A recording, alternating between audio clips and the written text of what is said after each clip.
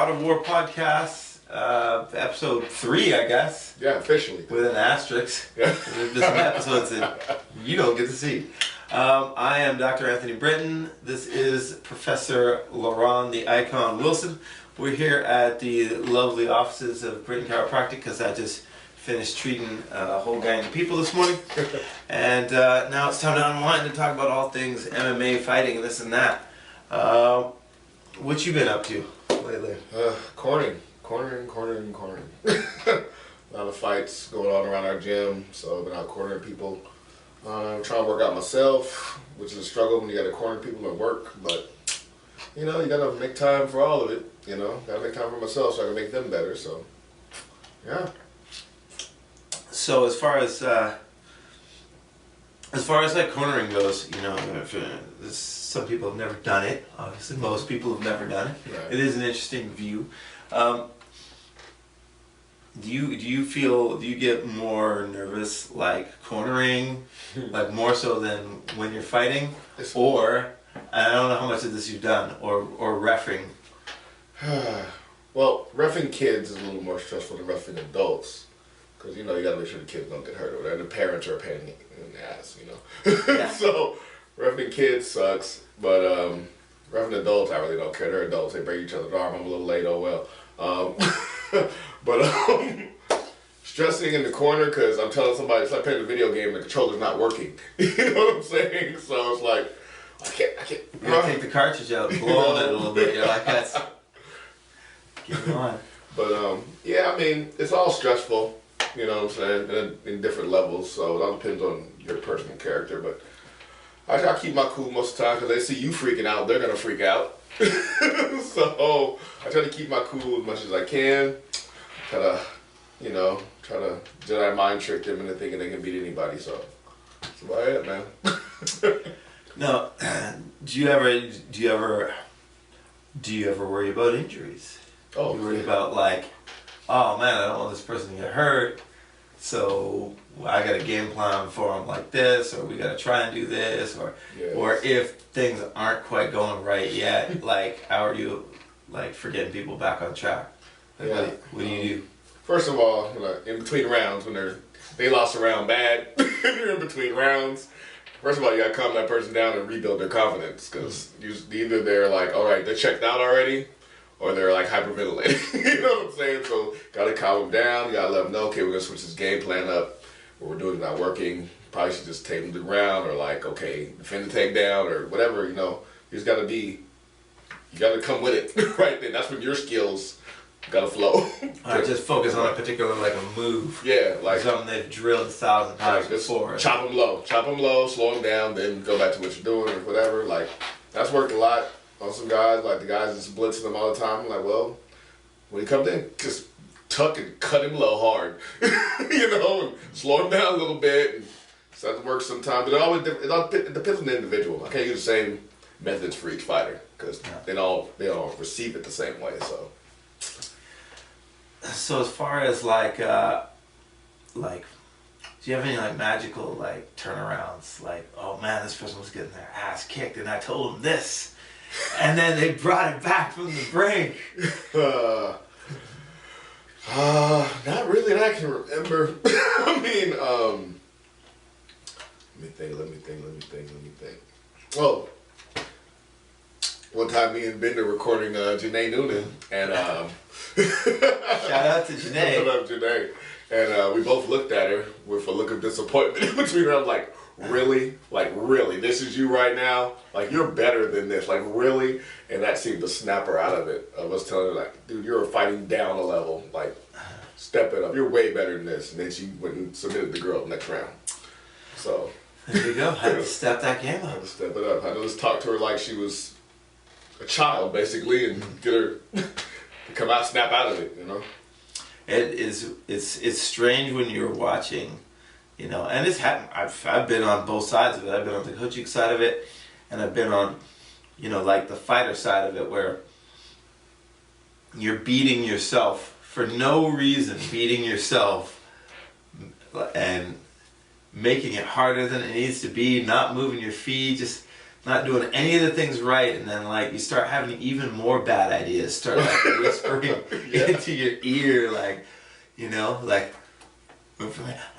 jump guard, you'll get him if you jump guard. Like, no, you won't. You're not gonna get him if you jump guard. Yeah. Yeah, I've had those moments. I had one.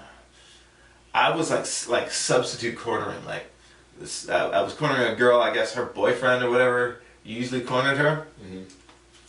They just broke up because that's when you break up. For people out there that don't know, if you're a fighter, your breakups are gonna come the night before the fight. Like that's when your breakups will occur. That's how it goes down. It seems to just be the pattern of like either weigh-in day or night before the fight or right before the fight. That's when you're suddenly gonna end up someone wants to break up with you. So this girl broke up with her dude and had no one to corner except a fellow fighter who was not experienced enough to work the corner. And like at first, because I didn't know her, I was like, well, I'm gonna lay in the cut a little bit, I'm gonna mind my business, you know, here's your stool, and you know, so between round, you know, we got to the ring, okay, go get her, something's not going well. I start to give some advice between round 1 and round 2. Advice kind of in one ear, out the other. Right. Here's round 2. More of the same, but worse. Okay, so between round 2 and round 3, my advice got louder and a little bit more commanding. I had to let that sort of Yoda kind of thing out and just be like, you know, listen, I'm the wise and learned one. I can tell you how to win this fight. Are you ready to listen? Okay, yeah, winning that fight sounds like a good idea. Don't do this anymore. It was like a head throw. I don't know what's with women's MMA and the head throws. Head throws don't work. You're not Ronda. Alright? A head throw didn't work for Ronda last time either. Alright. But I was like, no more head throws. This girl's like 9 inches taller than you. Like, stop with the head throws. And got away from that. Started doing some other things and just squeaked it out. You know, she listened and squeaked it right out. Nice. I was like, you know, and she was really nervous listening for the decision. I was like, this was during the time when we're in Southern California, in case you don't know.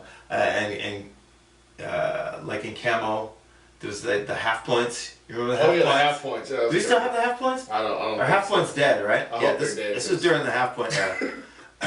There's no better way to get just jobbed out of a decision than those half points, because somebody throws a half point the wrong way.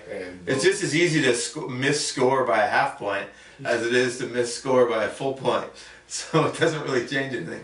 But yeah, we won that fight by half point. I had calculated in my head. I was like, you're going to win this fight by a half point. 2 judges will have you a half point up.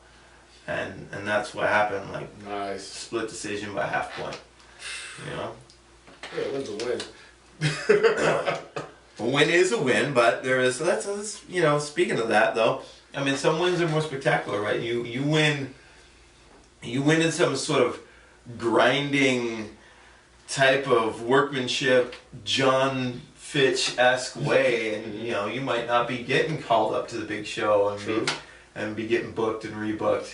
Yet at the same time, if you're like too spectacular, you might be too Anthony Pettis with it, and you might catch some losses that you otherwise wouldn't have caught. Hey, I'd rather have an ugly win than to look good losing. At the end of the day. Look, don't get me wrong, I try to finish fights fast and in a spectacular way, but at the end of the day, I want to win. I don't care how I get it. All right? I want the W. Yep. All right. Now, what about injuries? You had any injuries? I've had a few. Yeah. What's your worst? Yeah, that I got in a fight or just like in training? I would say in a fight. Okay, in a fight. In training, let's not scare people. Man, training is safe and fun.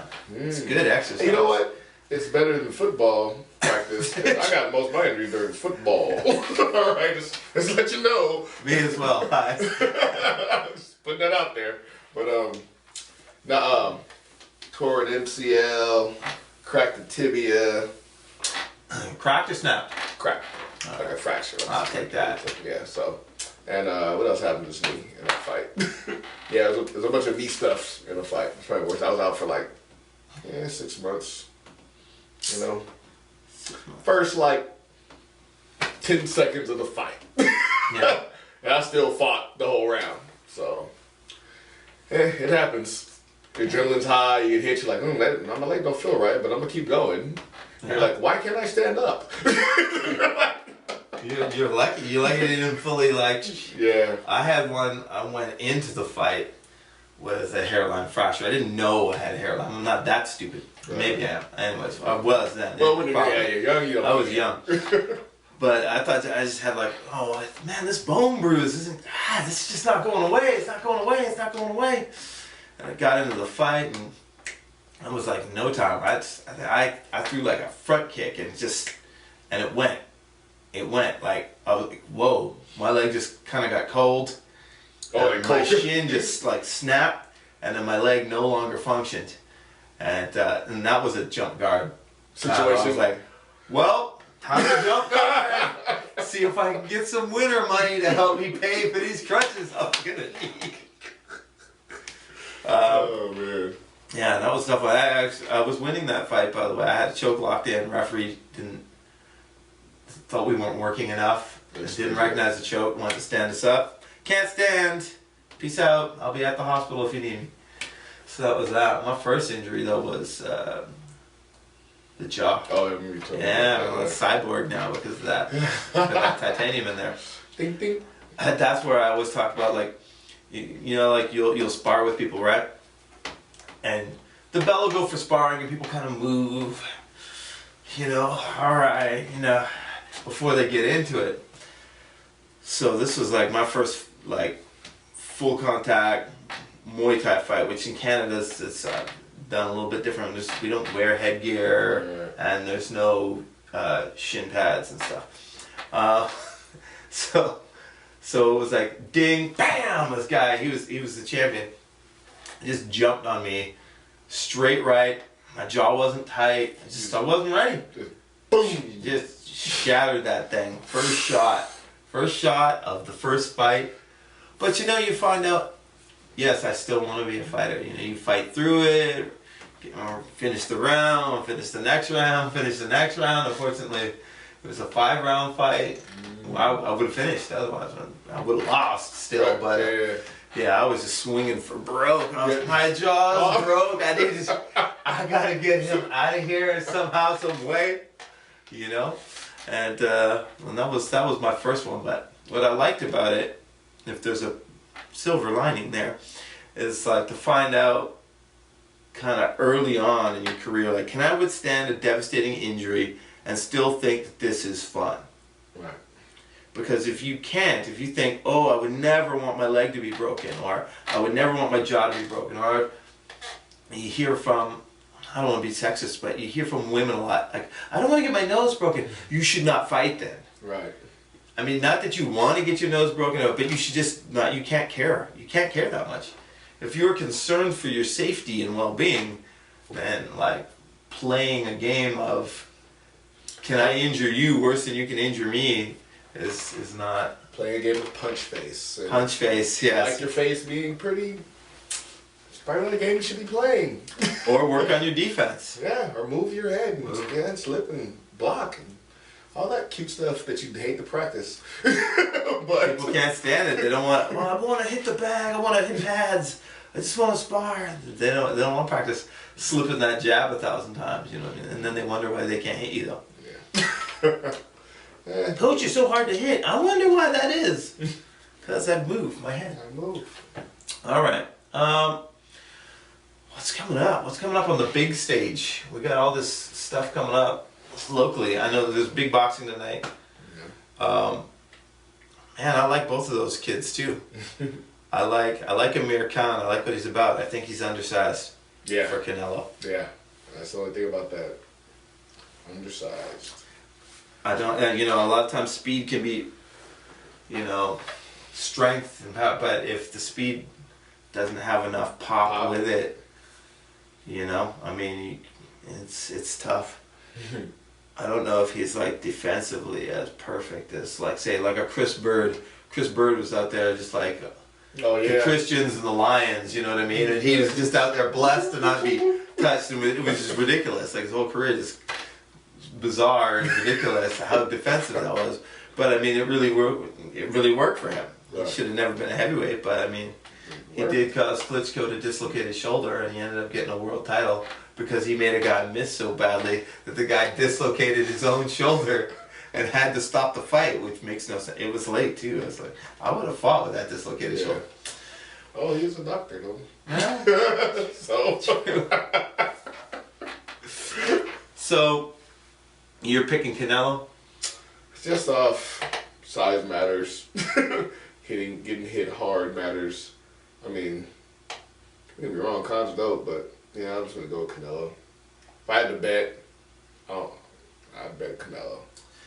I like Khan more, but Yeah, I know he's more likable. I like Khan as well, but if Canelo was moving down to fight Khan, I would like his chance better.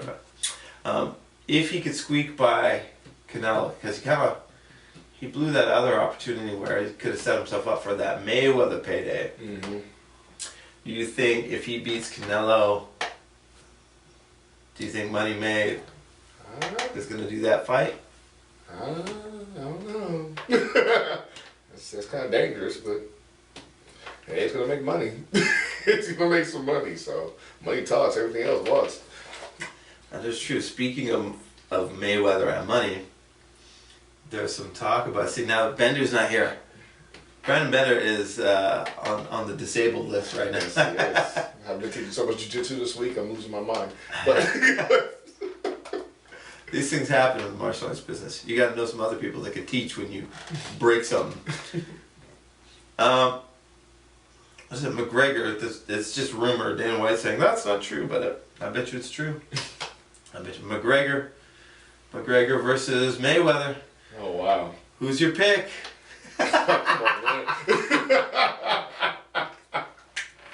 Oh man. Wouldn't that be a sweet payday though? Oh, I mean, yeah. if you're McGregor and you can get that payday. Oh yeah. Yeah, that would make so much money just because. I mean, even if you're getting okay, Floyd gets 90%. Okay. Yep. You're still making $1 million. It doesn't even matter. The numbers I've seen was like 10 million or something like that. Like $10 million for a fight. My God, I used to pay to do that. It used to cost me money to fight. Now guys can get paid all kinds. You know, and Mayweather, I think people just pay to see him shadow box. Yeah. You know? He could fight David Blaine inside a glass cube or something, and people would pay to see that, man. and then complain about it. Yeah, complain about it. They'd be like, "I bought the paper. Why? You've seen that happen again and again and again." Complain about the pay-per-view after having bought it again. People like want to see him 20th time. lose. People want to see him lose. So you gotta be a hero or a villain. Now, who can match? People did see him lose. He fought De La Hoya, and I thought De La Hoya won. I also thought De La Hoya won I that. thought De La Hoya won. All right, if the two of us were judging that fight, Oscar, you got that one. Yeah. See Floyd for that check. Yep. Floyd got away with one there. Man, by the time anybody sees this fight will have happened anyway. But heavyweights and teammates are fighting.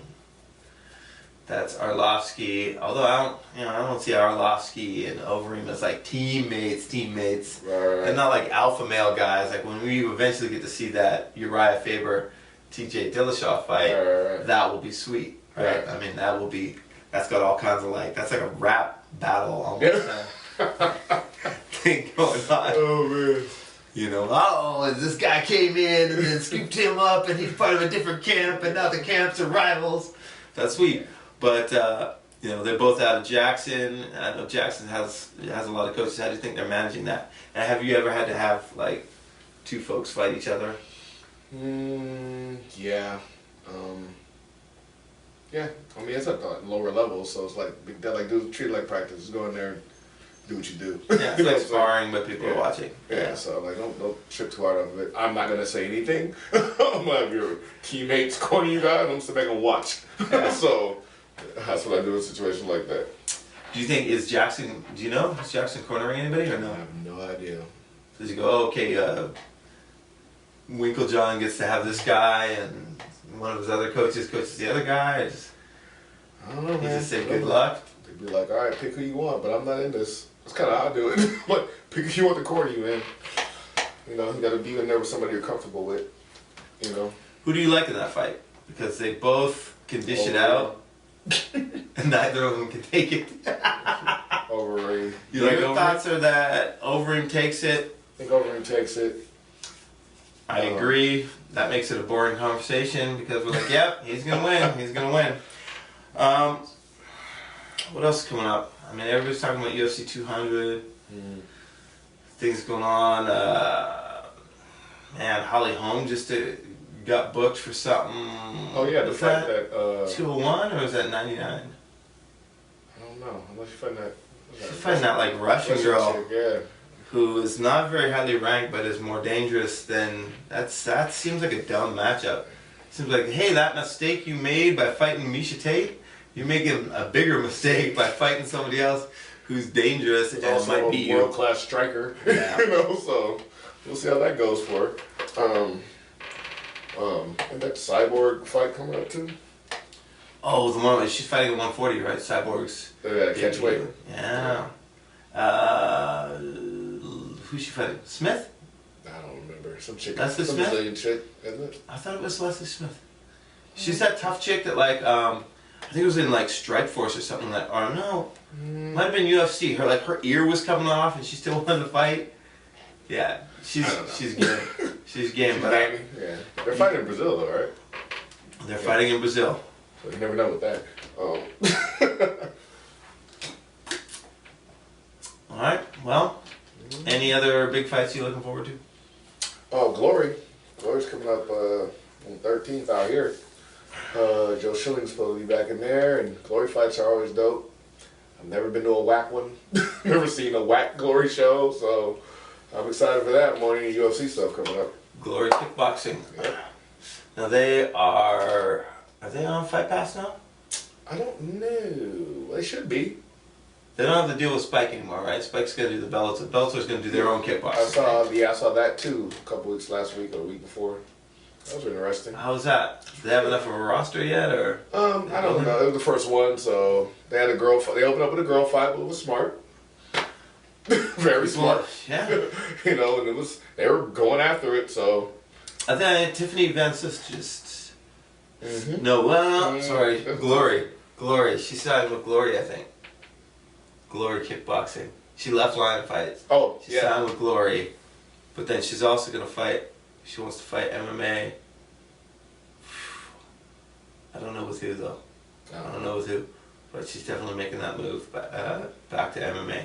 I think she did some amateur, weird, semi-sanctioned stuff, Semi-sanctioned. and made her name in kickboxing. Why doesn't kickboxing pay more money? I don't know. When people are watching MMA, they're like, "Oh, I want to see the people who can bang, who can stand up and fight." Well, then why don't people just watch kickboxing or Muay Thai more? I mean, it's big overseas more than it is here. In other countries. I don't know why. I mean, well, there wasn't really much kickboxing. It was more like, Lions fight, more like Muay Thai stuff you'd see. And now it's more, okay, now they're getting back to this kickboxing. Like, remember we had K1 back in the day? Yeah, like the international everybody loved rules. that. Everybody loved K1 back in the days when they come to Vegas. Man, I was more excited about that than anything, when Nesto Hoos and those guys used to fight, that was awesome. So now they're getting back to more stuff like that. So I think it'll start generating a lot more revenue. So we'll see. All right, we got to wrap up real quick, but I did want to get your thoughts about, like, how about when you have somebody that, okay, they haven't done pro MMA yet, but they've been doing pro Muay Thai for like 8 years, and then they're like, oh, it's his first MMA fight. Like, do you think, now you can't throw them to the wolves and be like, oh, you're going to fight against a fighter with equal experience number of fights in MMA, because this guy's had 20 MMA fights versus 20 kickboxing fights. You're gonna get dealt with. Right. But do you think they should be out there with like people who are actual first time, 1-0 or 0-1, or do you think that's not fair? They gotta go put with somebody that has something under their belt. You can't put them out there against some guy he's been training for 3 years, blue belt in jiu-jitsu, 1 year of boxing or whatever, and then throw him in there against somebody like it's a world-class striker already. They're talking about who's it? Sanchai maybe might start doing MMA. Okay. See if those cartwheel kicks. You might get your back taken. I don't know. Yeah. But yeah, it's a controversial situation. I mean, there's a lot of wrestlers just come in against a high level guy like their first fight. You know, back in the day. I mean, the one boxer, I can't think of his name now. Who fought James Toney? James Toney, who fought Randy Couture, you know. You know, he had, Couture's, world champ a couple times. All this, and he's fighting James Toney, who never fought MMA, but he had world titles in boxing, so, you already got those situations. So, I don't know, man. Well, I don't think you want to see James Toney, start off in, Gladiator Challenge or something. Nah, he's gonna kill somebody.